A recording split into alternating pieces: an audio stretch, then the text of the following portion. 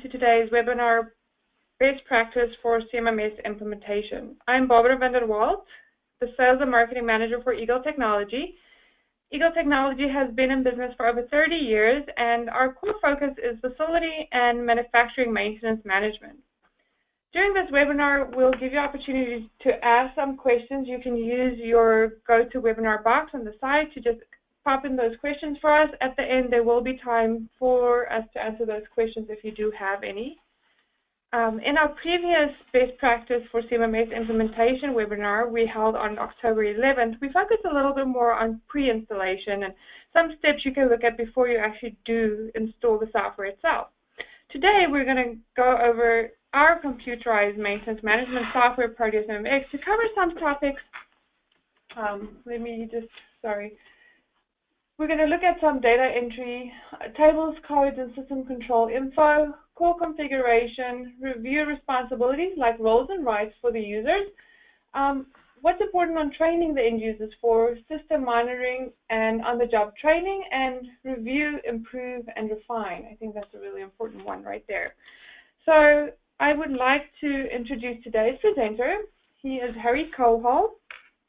Harry has a lifetime member and is the past president of Wisconsin Association of Computer Crime Investigators. He has been in IT and IT consulting for over 35 years, starting in the U.S. Air Force. Harry joined Eagle Technology in June 2006 and is currently the Vice President of Business Development. So I'm going to give over to you, Harry. Thank you, Barbara, and good morning, everyone, and welcome to our webinar. Today, I'm going to take the opportunity to cover some of the types of things that we typically work with clients on in order to allow them to successfully implement their maintenance software. One of the key things that we focus on is successful implementation because historically a lot of clients, not necessarily our clients, and particularly not our clients, but they think they can buy a piece of software and that solves all the issues. And I equate buying a CMMS package to the complexity of buying a payroll system. It can be very simple, and you can simply print paychecks, but you have to put data in order to get data out. And so we really focus on helping our client identify what do you expect or what is your end goal on implementation. You know, if it's just tracking break-fix work orders, we can accomplish that. If it's scheduling preventive maintenance, we can help you with that. If it's both, we certainly can help you with that. But, you know, how do you want to approach it? How are you going to help your team implement? It's processes and procedures that are going to ultimately drive the end results. So let's talk about some of those things. This is our login screen, and of course we have a service request capability, and like all maintenance systems, we have the ability to identify assets and parts. And people tell me in facilities, well, we don't care about parts, but I've got clients in areas of the world where it's impossible to get parts quickly, or I've got customers in the U.S. here that have to order parts from Europe, and it takes 2 to 3 weeks sometimes on normal orders. So parts can be something that you know, you can look at either up front or down the road. Of course, we put our people in. We can use paper to do work orders, but today everybody's looking for mobile capabilities, and of course Eagle has those capabilities using iPad or Surface Pro or Android tablets and phones. We can assign work to contractors, and more people are outsourcing work, but it's critical to understand what are you outsourcing, what are they doing, and what is it costing you? Are particular assets ready for replacement? How do you tell? And so the system can help with those pieces of information. And of course, if you don't have an internal purchasing system, we have a complete purchasing system that you can get work orders from vendors and things like that. System, again, Eagle's been in business for a significant amount of time, and we have standard reports in the system that help people collect information about their operation. That service request capability, those service requests come into a central site and can be acted upon. And depending on your options, and you notice there's a filter in here, this allows us to find things based on the work order or service request number. We use a year, month, day, and consecutive numbering system so nothing gets lost. And each of these fields are filters. They have the ability to do contains, begins with, ends with, equals, or does not contain. And using filters, you can extract and export to Excel at any time throughout the system, whether it's assets or inventory or people or contractors or whatever you need to get information on. The heart of the system is obviously work orders, and there's a lot of ways to put work orders into the system. You can use the quick link to create a demand work order. It's a single page, and you can assign it and track it and so forth.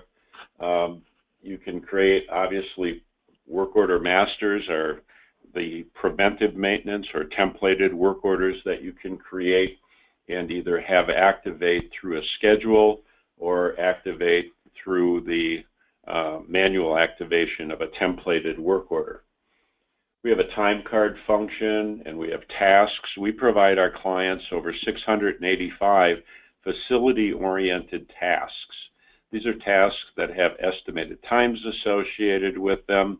They're very specific. They include things like safety instructions up front, using protective personal equipment and things like that, use lockout tagout where appropriate. So the instructions that we provide are complex and yet they're there for your use. We've got a planner, we've got workload balancing, and we put company information in, and we can control information to cost centers and budgets. So if you have a budget for light bulbs, let's say, that can be a cost center in our system. We can identify customers and facilities and locations within a facility. So let's just take a look at facilities. And the identification of a facility allows you to segregate information from people who have no need, as an example, to see information. So if you've got a facility or an operation in New York and an operation in California, and those people don't travel back and forth, there's no need for the individuals at those facilities to see information between one another. But management, of course, wants to see both facilities. Or if you're spread around the world globally, as many of our customers are, again, the individual facilities operate on their own, and the management has the ability to see facilities at all levels. The system is designed to identify users and the rights for those users, and when we work with you, we identify down to the field level who should see what, who can delete, who can just view, who has no right to see the field. And through the setup options in the user rights and roles, we can control all of that information. Excuse me. We have a lot of key performance indicators, information, of course, that you want to look at, and we can identify custom key performance indicators prior to implementation, that we understand that every organization is different and that those key performance indicators and how you measure them will be measured differently from company to company. And so as part of our implementation assistance, we help identify what those key performance indicators are.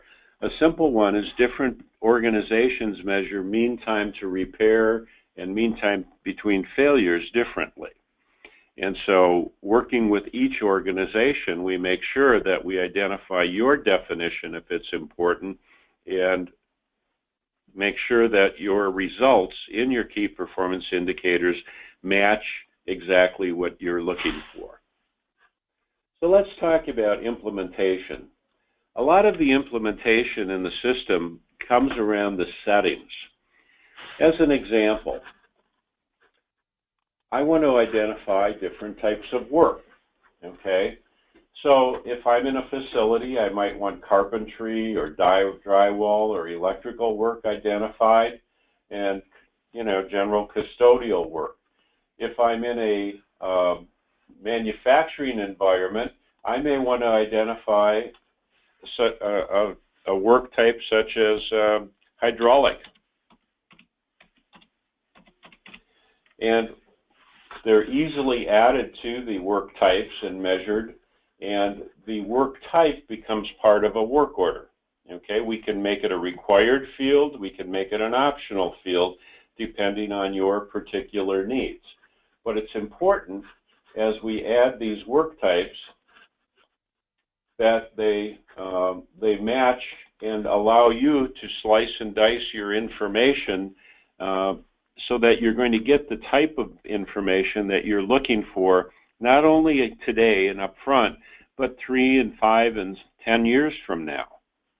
It's critical to make sure that you identify things like work types, because they can be important in looking at information. We can identify different shifts. In a manufacturing environment, we can have multiple shifts. We can identify the shift name, the start and stop time, and tie it to a specific facility, which is in a specific time zone.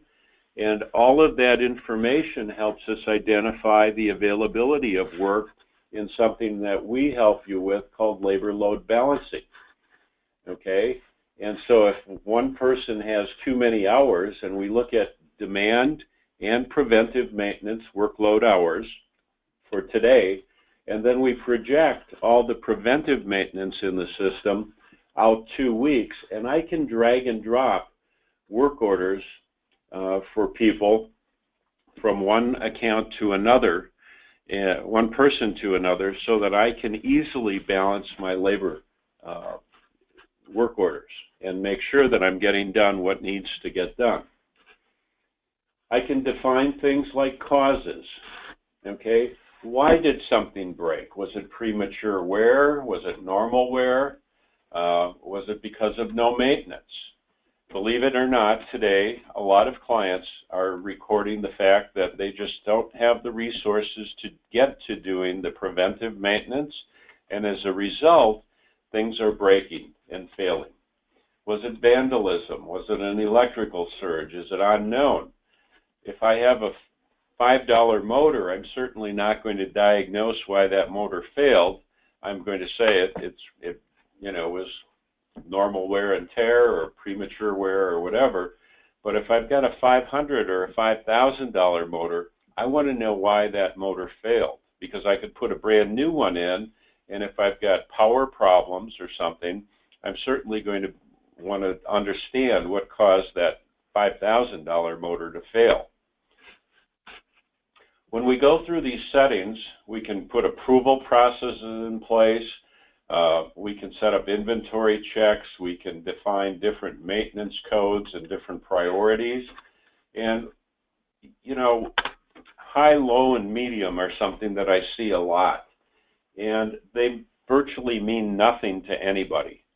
So when we work with clients, we help you identify, what does high mean? Okay, does high mean it must be done in 24 hours or less? Does high mean production is down and it needs to be fixed immediately? What does it mean? Okay? Is this a safety-related type of maintenance? Is that why I'm doing it? Is that the priority related to it? You can identify and add any type of priority you want. So if I want to add medium as an example, I can identify medium priority, and I can say, well, that's something that I want to have done within 2 days, 2 working days, okay? I can say low priority is when we have resources to get to it, or when it gets colder outside than you can possibly imagine. But again, we work with our clients to identify what do these priorities mean, how are they used. It's something that's overlooked a lot of times in implementation and can make all the difference in the world as to the data that you're going to get out of the system. We can set up the company addresses. We can identify the different countries that you do business in. So, for example, I can have US, Canada, Mexico, Hungary, France, and so on. And if I decide that I'm going to do business in another country, I can just identify it. By setting up this information, again, for purchasing or for the plant locations or something like that, we identify ways to slice and dice information out of the system. We can set up company non-working days, okay? So we can go into the system and say we're off Sunday and Saturday. I have hospitals and I have airports that are never off, okay? But we want to schedule the primary PMs Monday through Friday. So as an example, if I want to schedule something on the 1st of the month every month, I can see that on the 1st of January, I'm not going to be working. So that PM can be deferred to the next working day. So it would come out on the 2nd. And as I go through the month in April, the 1st, it's also a weekend. I'm going to have it come out on a Monday. So things like this. What are the company non-working days? When do I primarily want to get my PMs done? What are the holidays? And different countries have different holidays, and we recognize that. Our customers in the Middle East do Friday and Saturday, okay? So again, we're a global organization. We work with companies around the world, and in helping them identify and set up their systems, these are the types of things that we address as part of the setup. I can identify who can see the KPIs, okay?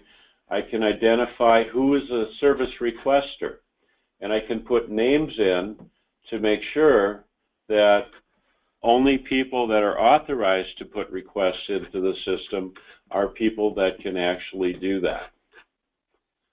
Once I have those people in, we have information like their emails. So if I go in and look at Ben Franklin, for example, Ben at the clock company. Now I have the ability to send Ben an email back once he puts a work order in, okay? I have an extra space in there, so I'll get rid of that and save Ben. So now I have the ability to determine when I do work for Ben, do I want to send him an email back? Do I want him to get a change of status notice when I am waiting for parts on his project? Or do I want to send him a survey when I'm done with the work? Those are all the types of questions that we, again, help and identify as part of the setup. We have a lot of different capabilities in the system. So setting up requesters, setting up message customization for service requests, setting up notifications. We can set up different web portals for different businesses to come in to the system. Again, we can keep it very simple, but we have a lot of capability. And helping guide you through the process of the configuration, the core configuration of setting up the asset hierarchy, and let's just look at that as an example. We've got different types of businesses in our software system here, but helping you set up, if you're a school district, how do we set up the school? And here's a case where we've got multiple floors in the building. We've got lots of classrooms and bathrooms and corridors and things like that. And we can identify specifically in the school what assets are in that school. So here I've got a total of 310 different types of assets. This happens to be a very modern school example. They've got heat pumps, they've got VAV boxes, they've got exhaust fans, they've got geothermal types of setup, they've got solar panels, heat pumps, and things like that. And each of those things, if I go into the HVAC room as an example, or the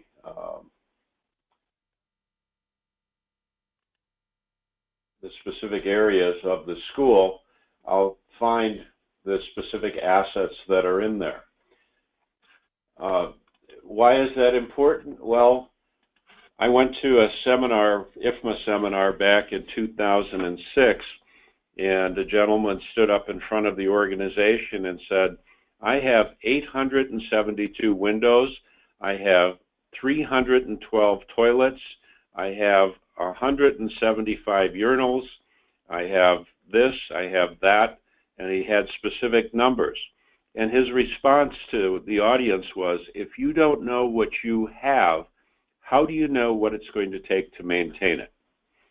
So our system helps you identify what do you have to maintain, okay? If I'm a park district, as an example, I've got parking lots. And in those parking lots, I might have LED lights, I might have all sorts of different things to maintain, tennis courts, okay, information like that. If I'm a hospital, I've got lots of rooms. I've got lots of things to take care of. If I'm a municipality or if I'm a factory, I have tons of information and things that are critical to the operation and safety of the people working at the company and the production of my products. We need to identify the roles and rights. So I can identify users, and I can go in and I can identify the specific roles for these users. Okay?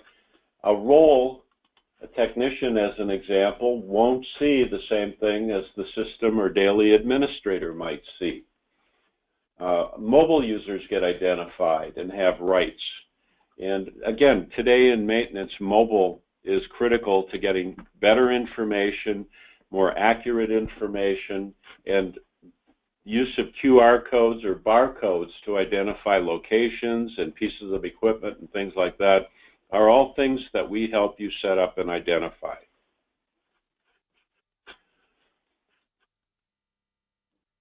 So user rights and roles are very specific to every organization. We want to help identify each user to make them aware of their responsibilities, to make sure the processes are in place to help you get quality data. Okay? And it's an ongoing process. You get a new person, they need to understand the processes. So we also can help with documentation of those processes or flow diagrams. We actually help clients with 5S. So if you're going to use inventory, for example, in manufacturing, if you haven't 5S'd your facility, getting organized and putting information, straighten and sorting and shine, and all the 5S steps, you're not ready to implement the inventory component of a maintenance management system, because the worst thing in the world is to have a technician look for a part and not know where it is. If you have stock rooms that are all organized, it's a very simple process to implement inventory. Okay? The same thing with tools. A lot of our clients in facilities, as an example, have tools that need annual inspections based on state requirements to inspect cords and so forth. Or if you've got instruments to calibrate, those can be handled through our inspection module. So again, depending on your type of business, there's a lot of things that we help you with up front to make sure your implementation is smooth and effective.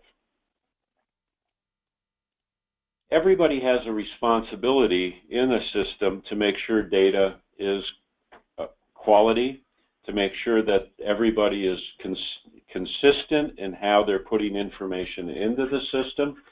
So as an example, if we go back to our assets here and go back to our school building, one of the things you'll see is that these 3 digits here, and I'll open up our tree just to show you.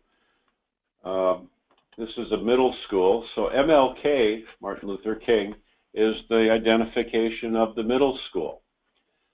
This asset is on the 1st floor. It's in room 1030. It's a VAV box, number 10 of at least 10 VAV boxes, okay? So the nomenclature of how we identify a particular piece of equipment. So if I want to find all my VAV boxes as an example, I can type VAV in here, and it's going to find all of my VAV boxes. And in fact, I have 93 items in this building that are VAV boxes. Okay? So the system, again, this naming convention makes it very simple to identify what do I have, right? Going back to that statement, I need to know what I have in order to know what it takes to maintain it. It's very simple to find out. Okay, if I wanted to find something that was solar, I could go over to equipment name and type in solar, and hopefully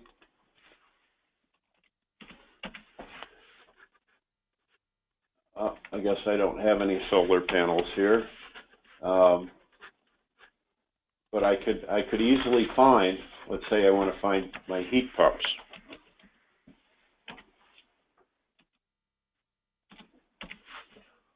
Based on the description, this is going to bring up all of my heat pumps, okay? And again, because of the consistency of nomenclature that we help you with, this is information that's easy to find. Okay, now I've got cabinet heaters in here, so I don't want to find those. I just want pumps. So I can expand my search just for pumps, and now I can see that I have 101 heat pumps in this building. So again, helping identify nomenclature, structure of information, and so forth. Now, this particular piece of equipment can have a barcode on it. It can have a QR code that's totally different. I can go into a system, and my asset tag might be HP393, okay? Or it could be something like 01- but whatever it is, this asset tag number, I'll take the, will tie it back specifically to this particular piece of equipment. So again, Eagle is expert in helping you become expert in identifying and setting up your systems so that you get quality information out of your CMMS. It's more than a CMMS. It's got it's an information system. It becomes a tool. We're looking at, in the future, not too distant future, of having augmented reality as a part of our system. We're looking at, there's an integrated calibration and inspection module in here that when you set up a work order master, you can put the, tied to the mobile, you can have people answer questions and retain the responses to those questions. So if I need an amperage reading off a motor, or if I need a yes or no or a pass or fail, I can capture that information in the system. And identifying what your needs are is what Eagle comes to the table and helps you with your go live, okay? Our goal when we leave after training is that you're using the system immediately. So the implementation, the process of implementation is critical, and we assist in making sure that your implementation is successful. I'll be honest, maintaining a CMMS system is a daily ongoing process, okay? It's never done. You get new pieces of equipment. Things go out of service. You get new employees. You find a new requirement for reporting, okay? If we help you set up things in the beginning, it is more likely that you will get the correct information as time goes on, okay? So again, it's not just buying a piece of software and saying it's going to solve my problems. It's buying a solution and a process definition that will solve your business problems. And Eagle comes to the table prepared to help make you successful. So in summary, our goal is to have customers that are using mobile, are getting good data, are helping you as the facility manager or quality manager get the information you need to report upward. And we know you don't have enough people. We know there's not enough time in the day to do what you need to do. And this doesn't solve that problem, but it helps quantify it. And in quantification, then you can make good management decisions as to the priorities. School is a perfect example, or a municipality where a lot of time is spent traveling between buildings. How are you capturing that now? We have clients, as an example, that we set up a task on every work order for travel time. Why is that important? Well, if I can eliminate travel, I can maybe afford one more technician and get more work done. Or if I station people at different locations, maybe it becomes more effective. But until I have data, I have no idea. I can only guess. Your guesses are probably pretty good, but when you go to the CFO or the CEO, they don't want guesses. They want substantiation. And again, that's what a CMMS from Eagle is going to help you with. So thank you for your time today. I'm sure there are questions, so at this point in time, I'm going to ask you and Barbara to take any questions into the system, and we'll be happy to give you our best response. And if we can't answer today, we're going to be more than happy to get back to you and answer you personally. So right now I'm going to open up the floor to questions. So are there any questions from anybody? Again, use your GoToWebinar box to type in any questions.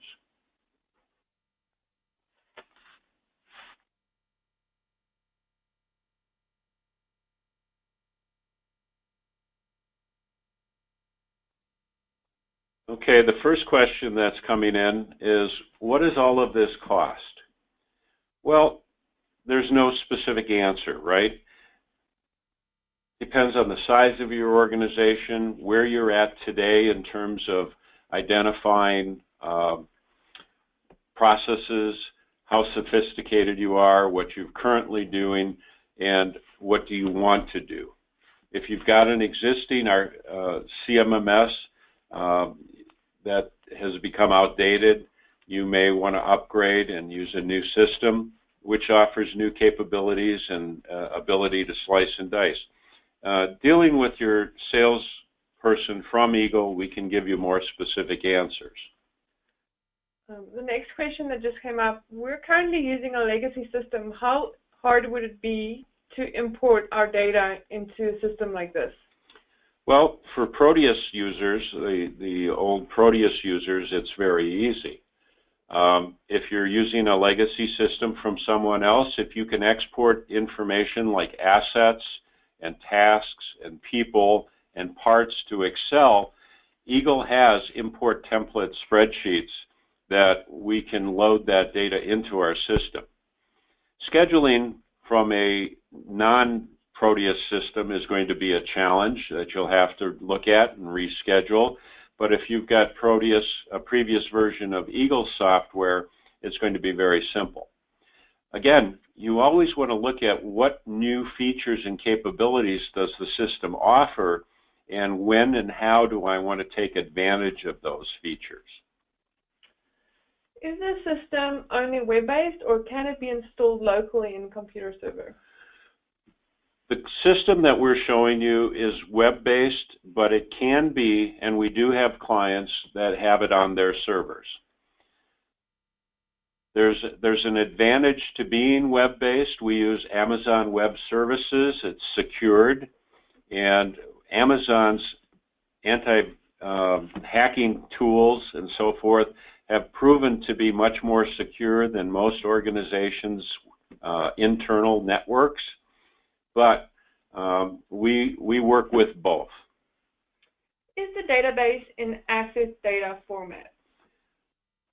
The database is SQL database and does not use Access at all. The data, again, can be accessed using any SQL database tool for reporting and things like that. We use Crystal reports for reporting. You can export data to Excel. And in our hosted environment, we back up using Carbonite to a totally different site every night for our clients. We have additional clients that require multiple backups during different times of the day, so that we're backing up during their at the end of their specific shifts. And those are all things that can be put in place. Again, web-based security is very strong these days. Can this be installed in Windows 7 as well as Windows 10? We are browser-based, so there's no installation on Windows per se. We use Google Chrome, and we use Firefox browsers. So you're just accessing it. There's no need to install it in a Windows environment. And the advantage of that is with your password and so forth, you can access it from anywhere in the world. We do offer multi-token, etc., authentication on the system. So there, again, depending on what type of business you're in, the level of security required, we're more than happy to work with you to make sure that your information is secure. Okay, I'm not seeing, is there any other questions right now? Okay, so here comes another one. So even the administrator is using the browser? That is correct. The administrator role is secured and is using a browser to do all of the setup, the security passwords and so forth. So the advantage is that you don't have to go from desktop to desktop to install software like you did with client-server software. So as long as it's a computer that has the current version of Google Chrome, you're going to be able to access the information.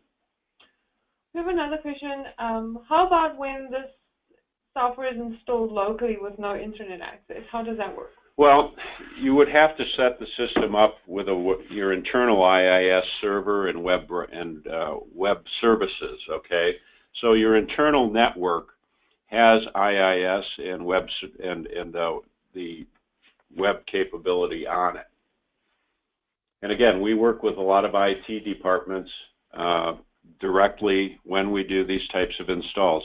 The disadvantage is it's more expensive, and it's more difficult to provide support because we have to coordinate with your IT group when there's an update or anything like that, versus the Amazon hosted sites. We're able to give complete immediate support to all of our clients without having to call the IT department.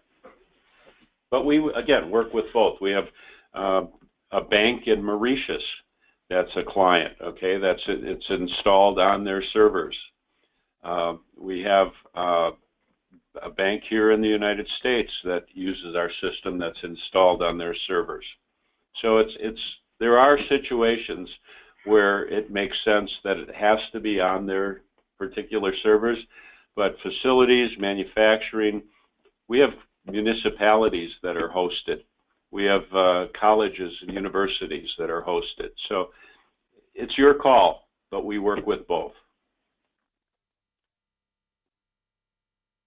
I'm not seeing any other questions coming in right now. And you're welcome.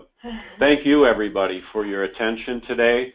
We appreciate your time. And again, I can work with anybody one-on-one to answer more sophisticated questions about your particular needs. I personally have worked with over 60 customers in the last year at different locations. There are different types of businesses, and they each have unique needs. And we're able to work with the client, and I think that's a distinguishing factor with Eagle. We don't just sell you software. We focus on your success. And so I thank you very much for your time today. Any follow-up questions? My name is Harry Kohal, and my email is harryk@eaglecmms.com. And again, email me, call me. The office number is 1-800-388-3268, and we're more than happy to answer your questions and work with you. And my sales team is very competent and has a lot of experience as well. So we're not focused, it's not just me that you're dealing with, it's a team. This webinar is being recorded as if with all of the others we did, and you can access them on Eagle Technology Inc.'s YouTube channel. We'll also be sending an email to everybody that attended this webinar, so you can access the previous best practice for CMMS implementation, where we focus more on pre-installation. If you find that interesting, you can find it there, and then whoever sends you the email from the sales team, feel free to ask any questions, set up a time and date if you'd like, or just in general, just give us some feedback. We always enjoy that. So thank you for the time. Thank you, Harry, for your time, and I hope everybody has a good rest of the week.